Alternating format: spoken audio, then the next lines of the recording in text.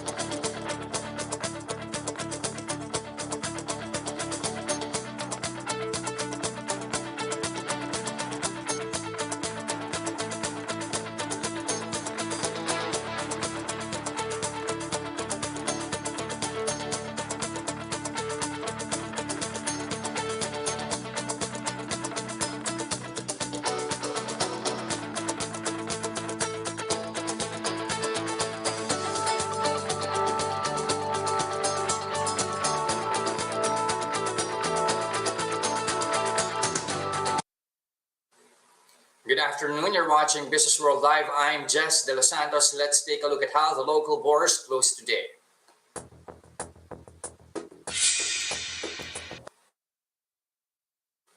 All right, profit taking ensued just before the long weekend. This Lenten break, the index stumbled 1 0.6%, declining steadily today to 6,443.09. This as there's now increasing likelihood that the enhanced community quarantine in the NCR plus bubble will be extended. Has already recommended that extension pending data assessment. A research group is already backing that call. You have the Octa Research Group looking at a 1-week extension at the minimum, just to give the health sectors some, as well as for the building of a new isolation and quarantine facilities. Economic managers may possibly discuss that extension as well. That may be up for discussion next week, April 8th. According to Budget Secretary Wendell Avisado, he tells Bloomberg that what's clear as of now is that they're going to sit down to review economic targets in light of the 1-week lockdown. Now, the uptrend in COVID cases is not letting up just yet. That rose close to 9,300 yesterday, bringing total active cases to 124,000, 16.8% of which of the total 741,000 are active cases. The country's 7-day moving average now at a staggering 9,094.14, up from close to 7,000 a week ago. Now, the weak sentiment persists, quite evident in how stocks fared today. Only 4 of the 30-member index ended the day in the green. Metro Pacific heading the pack, up 1 0.4% to 3 pesos and 74 centavos a piece. That's after the Justice Department just said that Maynilad's concession agreement is up next for review. That's after Manila Water's concession deal has just been inked. Now, that was completed today, according to Justice Secretary Menardo Guevara, who said that the new deal should help improve overall service and give consumers more reasonable charges. He said that Maynilads will be up for discussion after Holy Week. Now, it's not just MPI making gains. Investors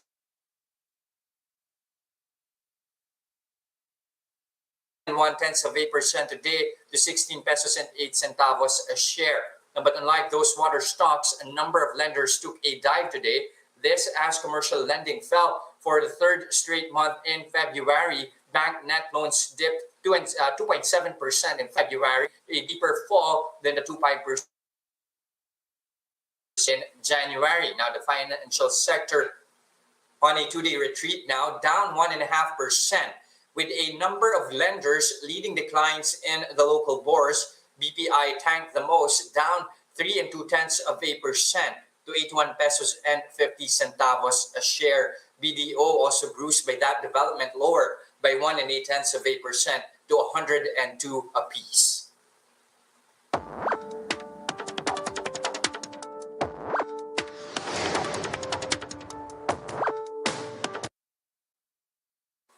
It has been settled. The private sector still has to go through the tripartite route to protect vaccine. But what's still here is, will the initially purchased jabs arrive on schedule? To give us updates, we have on the show Presidential Advisor for Entrepreneurship, Joey Concepcion.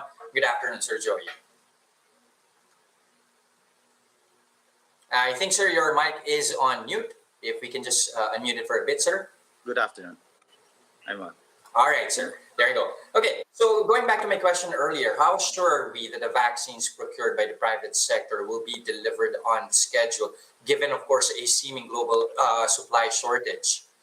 Well, right now, as we speak, we have a town hall meeting with the first batch of companies that ordered AstraZeneca with DOH and what do you call this, Zwellig, in that call with 145 companies.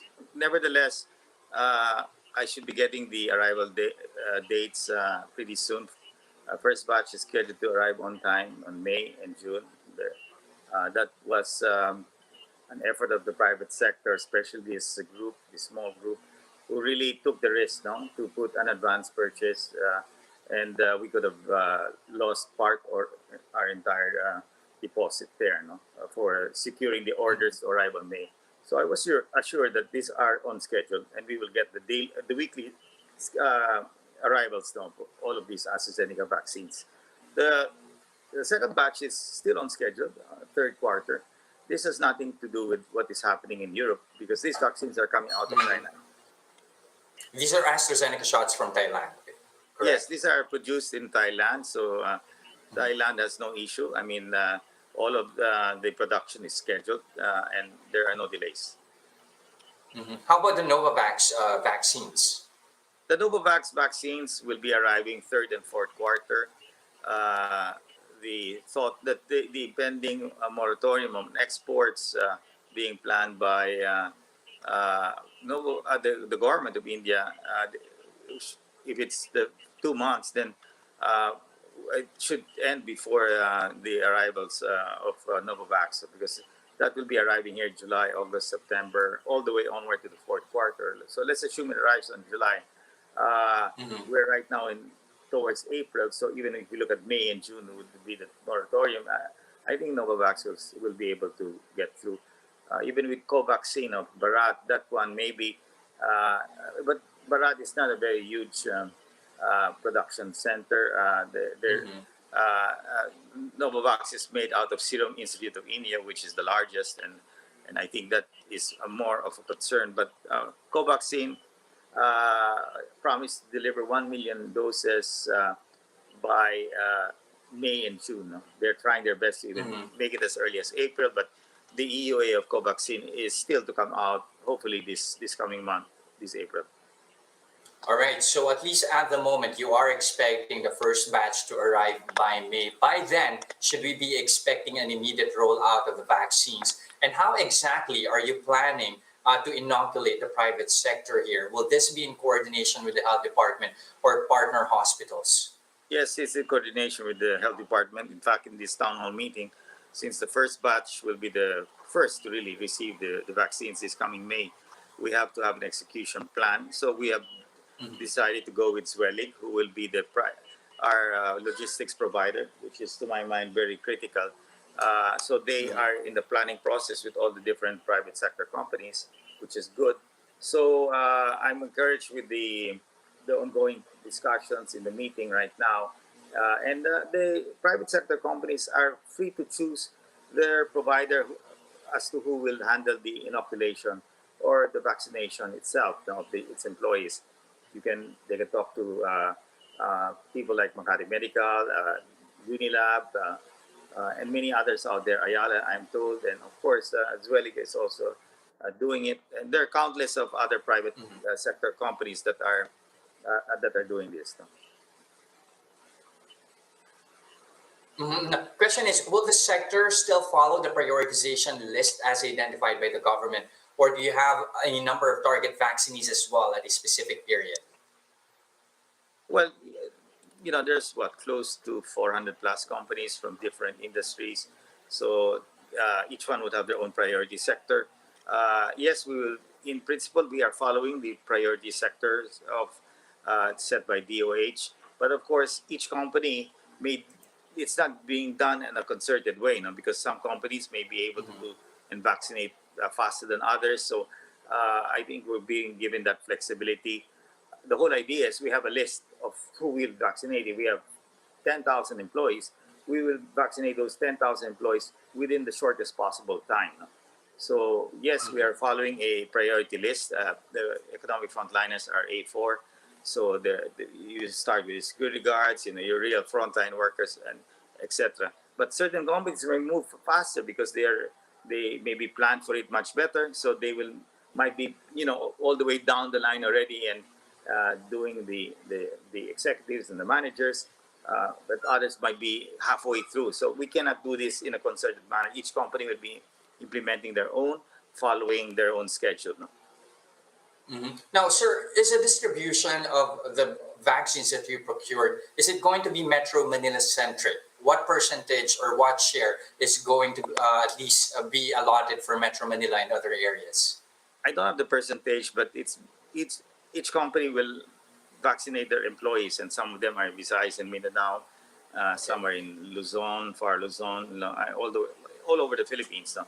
Some are just Metro Manila centric or NCR centric. So we leave it up to them on how they plan. That's why we chose Zuelig, which they're very well equipped to handle a situation like this. They're one of the largest distribution companies for vaccines, so we rely on their expertise. This is something new for us, and I think with good partners like Zuelig and hopefully the respective companies choose right, they can also work with the LGUs to implement their vaccination, or they can work with private sector companies. It's up to them. So that's why this early the plans are being laid out. The list will be ready. Everybody has to have their list ready, hopefully in about a week. So, and then we will submit the number of people per company that will be vaccinated. We're not required to submit the list to DOH, but we have to have that list ready at any time that's requested. And lastly, now, of course, getting vaccines is one thing, but getting the employees to be vaccinated is another. What's the sentiment here in this sector? Is hesitancy high among private workers, employees?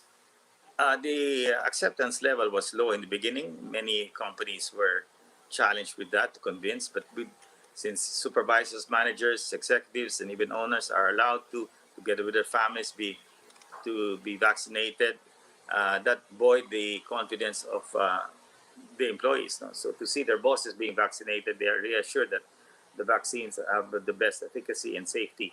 So from low 40s to 50s, our company is now in the 90s. No? So we intend to really campaign harder so that everybody in our company will want to take the vaccine. And I think that's possible with the webinar that we had, Bakit Bakuna, that was done about 3 weeks ago. That the videotapes are being rolled out to the rest of the companies so they can show that to their employees.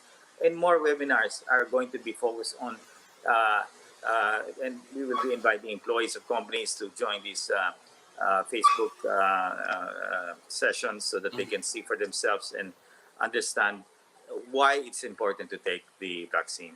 So I'm confident that there will be a high take-up from the private sector. Now, what was discussed also that all of these vaccines that will be given to the employees and the family members have to be given for free and they cannot be charged. So that has been clarified again with everybody who participated in the AstraZeneca procurement. And what was discussed also is that we advise them that the donation to the government, the national government, will be directed towards the national capital region and will focus on the sector, the micro and small entrepreneurs. No? The small entrepreneurs from the sari-sari store vendors, the palenque vendors, the tricycle, the jeepney, the vendors in the street, everyone that belong to that category of micro and small entrepreneurs, which comprise about 90+% of our business community who can really buy the vaccine. All right, at least a higher vaccine confidence among the private sector. That is definitely a good start. We'll keep in touch with you, sir, for more updates. Again, that was Presidential Advisor for Entrepreneurship, Joey Concepcion. Thank you, sir.